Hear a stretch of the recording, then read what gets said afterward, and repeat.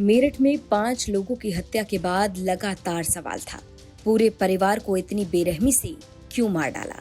क्या हत्यारों को उस 1 साल की मासूम पर भी कोई तरस नहीं आया? उस 3 साल की बच्ची से किसी को क्या खुन्नस हो सकती है? और वो 8 साल की मासूम, उस पर वार करते क्या हत्यारों के हाथ नहीं कांपे?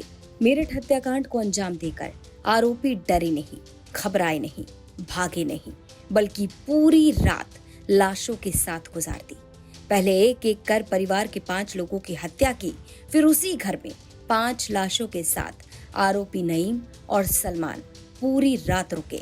इसी पर इसने अपने साथी के साथ मिलकर योजना बनाई, साथियों के साथ मिलकर, और ये घटना को रात को उसके घर खाना खाया और वहीं सोए, और सोने के दौरान सर पे वार करके उन्होंने परिवार के 4 लोगों की हत्या कर दी और एक बालिका को मार दिया था।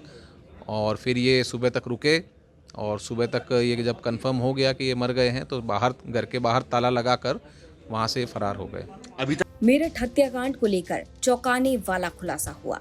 आरोपी नईम और सलमान ने 5-6 लाख रुपए के लिए हत्याकांड को अंजाम दिया। आरोपी नईम सौतेले भाई ने मोइन को लाखों का उधार दिया था। मोइन उधार न चुकाकर अपना मकान बनाने लगा। आरोपी सौतेले भाई नईम सलमान के साथ घर पहुंचा। पूरे परिवार के साथ बैठकर खाना खाया। खाने के बाद सभी लोग सोने चले गए। सोते समय एक एक करके पूरे परिवार को मार डाला।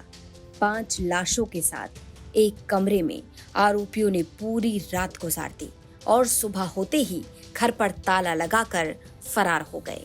मेरठ हत्याकांड के बाद पुलिस ने इलाके की सीसीटीवी खंगाली तो इलाके में ही आरोपी नईम और सलमान सामान के साथ जाते नजर आए। सीसीटीवी के आधार पर दोनों की तलाश शुरू हुई। मेरठ हत्याकांड का मुख्य आरोपी नईम शनिवार तड़के सुबह एनकाउंटर में ढेर कर दिया गया। शनिवार की शाम होते होते दूसरा एनकाउंटर हुआ और दूसरा आरोपी सलमान एनकाउंटर में घायल हुआ और गिरफ्तार कर लिया गया।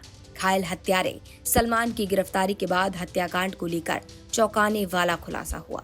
आपको बता दें कि 9 जनवरी को लिसाड़ी गेट के सोहेल गार्डन में एक मकान से परिवार के 5 लोगों के शव बुरी हालत में मिले थे। पति मोइन का शव खाट के नीचे, पत्नी आसमा का शव बोरे में और 3 मासूम बच्चियों का शव बेड बॉक्स से बरामद हुआ। मेरठ से उस्मान चौधरी के साथ ब्यूरो रिपोर्ट यूपी तक।